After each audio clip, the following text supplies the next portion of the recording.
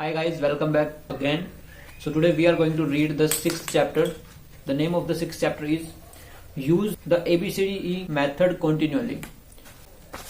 So आज की इस वीडियो में हम डिस्कस करेंगे कि हमें ABCDE मेथड को अपनी लाइफ में कैसे इम्प्लीमेंट करना है, जिसकी वजह से हम ज्यादा प्रोडक्टिव हो सकते हैं एंड जो इंपॉर्टेंट चीजें हैं उनको फोकस दे सकते हैं ज्यादा, एंड अपने जो टाइम वेस्टिंग जो एक्टिविटीज होती है उनको रिमूव कर सकते हैं या फिर उनको थोड़ा डिले कर सकते हैं जब तक कि वो इंपॉर्टेंट एक्टिविटी कंप्लीट ना हो जाए।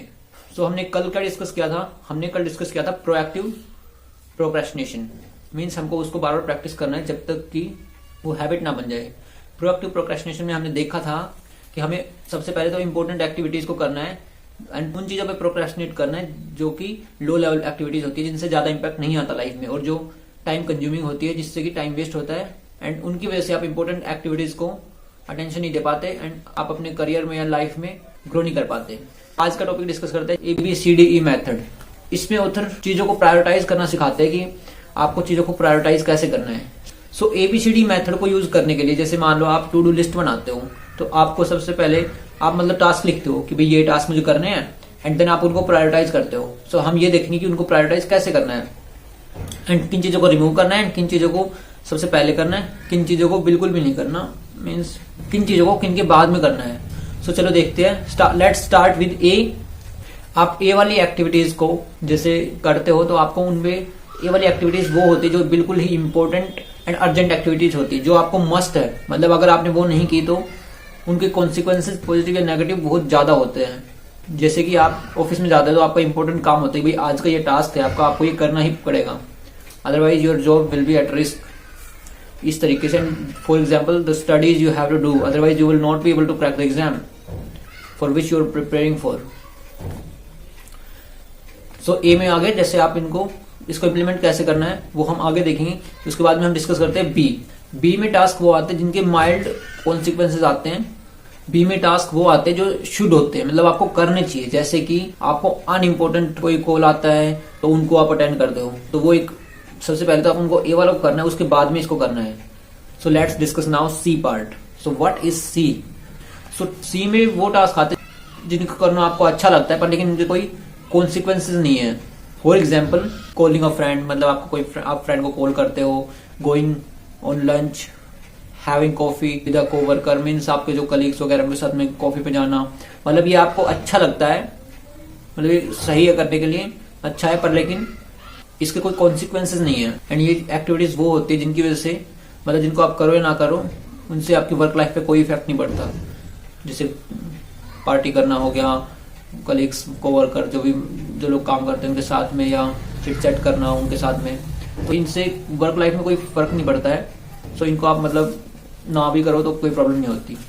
एंड अगर हम इन चीजों को अपने में अप्लाई करें तो जैसे calling a friend, party with friends. Let's move to the D part. So in D part जो काम आप करते हो, जो डी में जो टास्क आते हैं उनको आप किसी और पर्सन को डेलीगेट कर सकते हो। मतलब आपको वो काम करने जरूरी नहीं है, आपके अलावा भी जो पर्सन है वो कर सकते हैं। जैसे मान लो आप हायर किए गए हो यूट्यूब थंबनेल क्रिएटर के रोल के लिए एंड सोशल मीडिया के लिए कुछ पोस्ट वगैरह बनाना आपके लिए इंपॉर्टेंट नहीं है, एंड आप उन चीजों को डेलीगेट कर सकते हो जो पर्सन उनके लिए हायर किए गए हैं।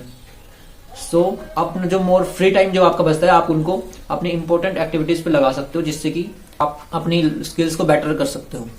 सो डी में ये हो गया, डेलीगेट कर सकते हो आप। एंड ई में देखते हैं अब। ई में एक्टिविटीज वो आती है जिनको आप बिल्कुल ही एलिमिनेट कर सकते हो, जैसे कि सोशल मीडिया पे रील देखना हो गया। जैसे मान लो आप एक स्टूडेंट हो एंड सोशल मीडिया पे रील देखना, टाइम वेस्ट करना, wasting time in gossip with friends and other people and all these things, means you can eliminate all those things so that you can free up more time for the A activities. For example, if you are a student and you want to study more, so you can eliminate those social media time, watching reels, scrolling and all those things, like remove all those things so that you can free up more time for A activities.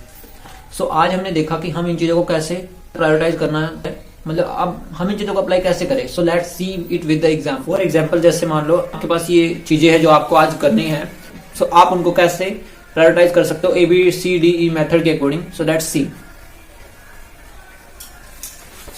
जैसे मान लो आपके पास में ये चीजें हैं, meeting करनी है आपको सेल्स रिपोर्ट के ऊपर, checking office emails, going on lunch with coworkers, means जो आपके साथ में काम करते हैं, calling prospects, watching Netflix, social media, and watching television.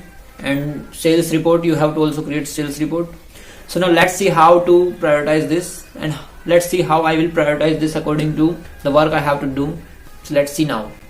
So how I prioritize this is, first I will do put in A1 task is I will do important work, which is sales report, creating sales report, which takes me around 4 to 5 hours. And then after that I will give A2 task is a meeting which I have to give after creating sales report. मतलब sales report के करने के बाद में ही आप उस काम को कर सकते हो, because you have to present the sales report data to the your stakeholders like that. And after that I will put in B1 checking office email, means so that some information that come to you for the upcoming tasks or the reports you have to create like that. And after that I will do C1, which is going on lunch with friends. Means these are things that are nice to do, but I have to minimize this. Like I can go for 1 to 2 times a month or 2 or 3, like you can say that. And then after that I will put in D1 calling prospects. मतलब इन चीजों को आप delegate कर सकते हो अगले इंसान को जो इस काम के लिए हायर किया गया है. मतलब आपको ये मीन्स आपको ये काम करना जरूरी नहीं है. It is not mandatory for you, and then you can delegate this task to the other person who is hired for the task. And then I come to even tasks, which are even things which are watching Netflix when you come home and do other things, watching television, watching Netflix, wasting time on social media. So these tasks come in eve. So आपको इन चीजों को इस चीज के according prioritise करना है कि आपको सबसे पहले इंपॉर्टेंट काम करना है. उसके बाद में आप इन चीजों को, जिन चीजों को रिमूव कर सकते हो, डेलीगेट कर सकते हो, उनको रिमूव कर देना है एंड उनको मिनिमाइज कर देना है तब तक कि अपने टाइम को एफिशिएंटली यूज ना कर पाओ. So thank you so much for watching. मिलते हैं अगले वीडियो में. सो इस मेथड को आप इफेक्टिवली यूज करें, इससे आप मोर प्रोडक्टिव बनोगे एंड आप फास्ट रिजल्ट्स अचीव कर सकते हो. So thank you so much for watching. Have a good day.